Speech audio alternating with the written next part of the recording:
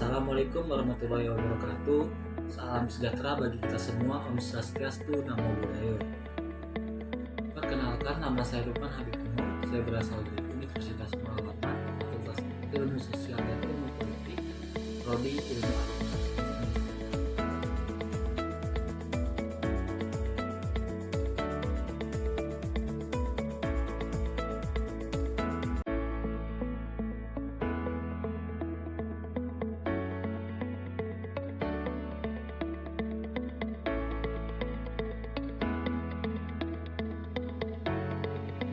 Sebelum masuk, saya akan menjelaskan apa itu laporan keuangan. Laporan posisi keuangan atau balance sheet menyediakan banyak sekali informasi berharga mengenai perusahaan. Laporan keuangan menunjukkan posisi keuangan perusahaan pada periode tertentu. Laporan ini merupakan ikhtiar yang dimiliki perusahaan atau aset dan apa yang memiliki utang perusahaan pada pihak lain atau liabilitas dan kepada pemilik internal ekuitas pemegang saham. Menurut definisi, saldo akun pada posisi keuangan harus seimbang, yakni total semua aset harus seimbang dengan jumlah liabilitas dan ekuitas pemegang saham. Persamaannya adalah aset sama dengan liabilitas ditambah ekuitas pemegang saham.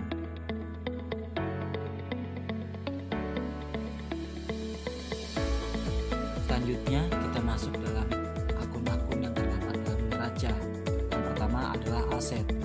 Aset terdiri dari beberapa bagian. Yang pertama adalah aset lancar. Aset lancar atau current asset atau aset yang diharapkan dapat dikonversikan ke kas dalam 1 tahun atau 1 siklus operasi mana yang lebih lama. Siklus operasi adalah waktu yang dibutuhkan untuk membeli atau memproduksi persediaan, menjual produk, dan mengumpulkan kas. Bagi kebanyakan perusahaan, siklus operasi adalah kurang dari 1 tahun, namun beberapa industri seperti tembakau dan minuman anggur, waktunya lebih lama. Istilah lancar pada hakikatnya merujuk pada aset yang secara terus-menerus digunakan sehingga habis dan digantikan pada operasi perusahaan yang sedang berlangsung.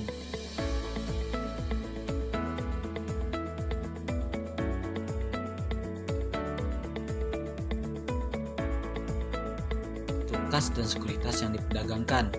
Kas adalah kas dalam bentuk apapun, deposito yang menunggu diuangkan atau rekening bank.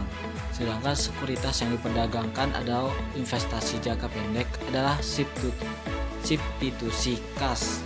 Kas yang tidak segera dibutuhkan di perusahaan dan untuk sementara diinvestasikan untuk mendapatkan pengembalian. Investasi ini ada dalam bentuk instrumen dengan jatuh tempo jangka pendek yaitu kurang dari 1 tahun untuk meminimalkan resiko fluktuasi tingkat bunga. Sekuritas ini relatif tidak berisiko dan sangat mudah dicairkan sehingga dana mudah sekali ditarik jika dibutuhkan.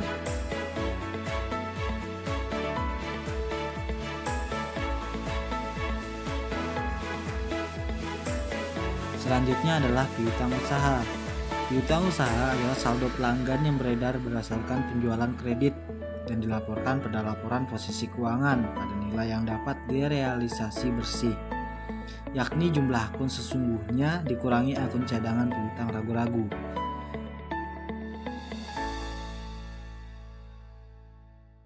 Selanjutnya adalah persediaan. Persediaan adalah item yang disimpan untuk dijual atau digunakan pada pembuatan produk yang akan dijual. Perusahaan manufaktur sebaliknya mengungkapkan 3 jenis persediaan yang berbeda: bahan mentah atau perlengkapan barang dalam proses dan barang jadi. Bagi kebanyakan perusahaan, persediaan merupakan penghasil pendapatan utama perusahaan. Perkecualian adalah perusahaan berorientasi jasa yang menyimpan persediaan sedikit atau tidak sama sekali.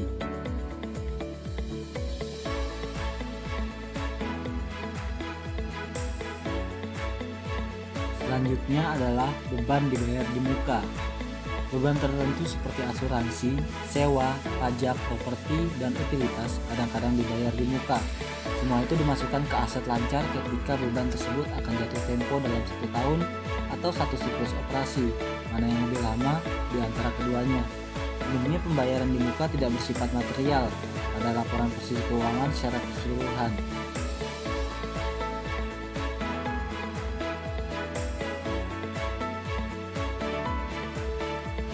Selanjutnya adalah properti, pabrik, dan peralatan.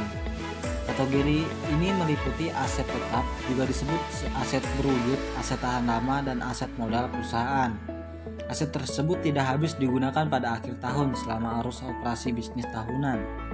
Aset ini menghasilkan manfaat ekonomi lebih dari 1 tahun, dan aset ini dianggap berwujud karena memiliki substansi fisik.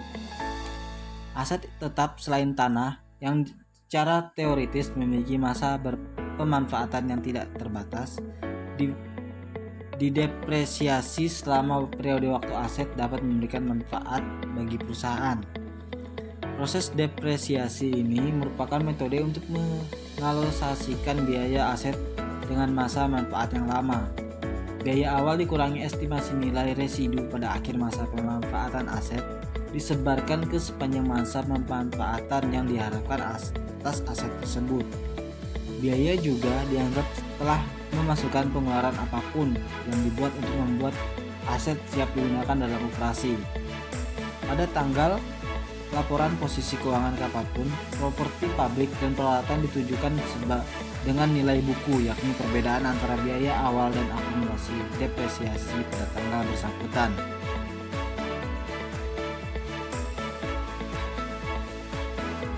Yang terakhir adalah aset lainnya. Aset lainnya meliputi banyak sekali item tak lancar lain seperti properti yang disimpan untuk dijual, biaya awal dalam kaitan perusahaan baru, nilai pengembalian kas sebelum jatuh tempo pada polis asuransi jiwa, dan pembayaran uang muka jangka panjang.